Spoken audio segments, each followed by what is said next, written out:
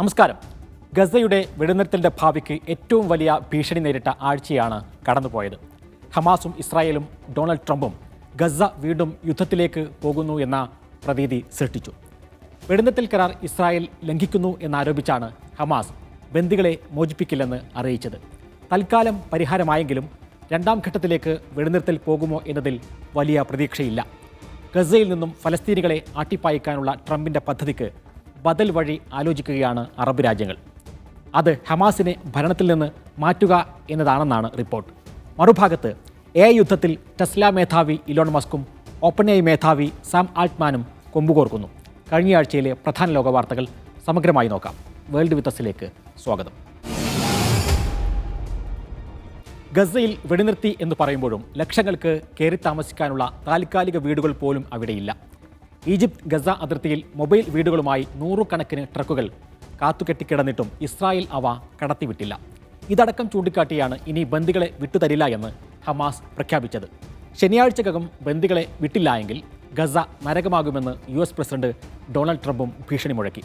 ഖത്തറും ഈജിപ്തും തിരക്കിട്ട നീക്കങ്ങൾ നടത്തിയാണ് പ്രശ്നത്തിന് താൽക്കാലിക പരിഹാരം കണ്ടത്. ശനിയാഴ്ച 3 ബന്ദികളെ ഹമാസും ഇസ്ലാമിക് ജിഹാദും വിട്ടയച്ചു. ബന്ദിമോചനത്തിൻ്റെ ഓരോ ചടങ്ങിലും ഓരോ സന്ദേശങ്ങൾ ഹമാസ് ലോകത്തിന് കൈമാറാറുണ്ട്. ഗസയിൽ നിന്ന് ഫലസ്തീനികളെ കുടിയിറക്കാനുള്ള ട്രംപിൻ്റെ പദ്ധതി നടക്കില്ലെന്ന സന്ദേശമാണ് ഹമാസ് ഇത്തവണ പ്രദർശിപ്പിച്ചത്. ഗസയിൽ നിന്ന് മടക്കമുണ്ടെങ്കിൽ അത് ജെറൂസലേമിലേക്ക് മാത്രമാണ് എന്നായിരുന്നു ഹമാസിൻ്റെ ബാനർ. അമേരിക്കയും ലോകരാജ്യങ്ങളും ഫലസ്തീനികൾക്ക് നൽകിയ വാഗ്ദാനങ്ങളെല്ലാം മറന്നാണ് ഇപ്പോൾ അവസാനത്തെ പ്രതിരോധത്തിൻ്റെ തുരുത്തായ ഗസയെയും കുടിയൊഴിപ്പിക്കാൻ ശ്രമിക്കുന്നത്.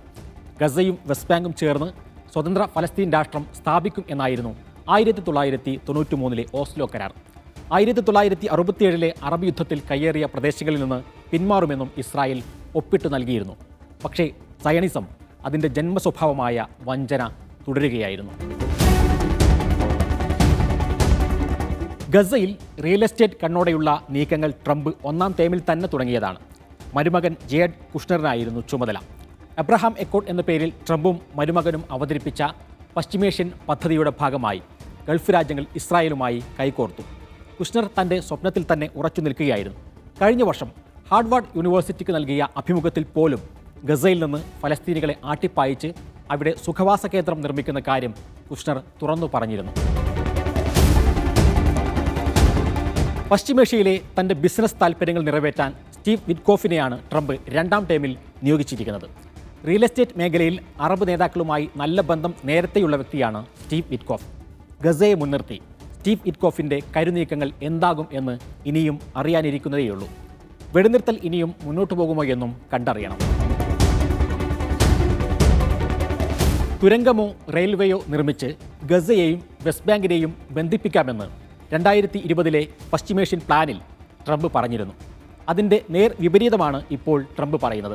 ഗസയിലെ ഫലസ്തീനികളെല്ലാം ഇല്ലാതെയാക്കി ഇസ്രായേലിനോട് കൂട്ടിച്ചേർക്കാനാണ് പദ്ധതി. കാലങ്ങളായി അധിനിവേശത്തിൻ്റെയും പലായനത്തിൻ്റെയും ദുരിതം താണ്ടുന്നവരാണ് ഗസക്കാർ. ട്രംപിൻ്റെ ഗസ പ്ലാനിന് പകരം ബദൽ പദ്ധതി തയ്യാറാക്കാൻ അറബ് രാജ്യങ്ങൾ നീക്കം തുടങ്ങിയിരിക്കുകയാണ്. ഈ മാസാവസാനം സൗദിയിൽ നടക്കുന്ന അറബ് ലീഗ് ഉച്ചകോടി അതിൻ്റെ പ്രാഥമിക കരട് തയ്യാറാക്കും. ഗസയുടെ ഭരണത്തിൽ നിന്ന് ഹമാസ് മാറി നിൽക്കുക എന്നതാണ് ഈ നിർദ്ദേശം എന്ന സൂചനയുണ്ട്. അറബ് ലീഗ് മേധാവി അഹമ്മദ് അബുൽ ഖൈദ് ഒരു TV അഭിമുഖത്തിൽ അത്തരമൊരു പ്രസ്താവന നടത്തിയിട്ടുണ്ട്. UAE ഉന്നത നയതന്ത്രജ്ഞൻ ഡോക്ടർ അൻവർ ഗർഗാഷ് അതിനെ പിന്താങ്ങി രംഗത്തു വരികയും ചെയ്തു. ഹമാസും ഗസയിലെ ജനങ്ങളും ഈ നീക്കത്തെ എങ്ങനെ കാണും എന്നാണ് ഇനി അറിയാനുള്ളത്. AI യുദ്ധത്തിന് പുതിയ തലം സൃഷ്ടിച്ച് ഇലോൺ മസ്കും സാം ആൾട്ട്മാനും ഏറ്റുമുട്ടുകയാണ്.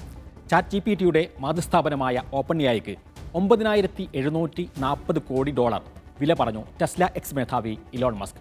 വേണ്ട, നന്ദി, വേണമെങ്കിൽ $9,740 കോടി തന്ന് X വാങ്ങാമെന്ന് പറഞ്ഞു ഓപ്പൺ AI മേധാവി സാം ആൾട്ട്മാൻ. അമേരിക്കയിലെ 2 ടെക് ഭീമന്മാർ തമ്മിൽ ഏറ്റുമുട്ടുമ്പോൾ ആരാണ് ജയിക്കുക? നമുക്ക് കാത്തിരിക്കാം.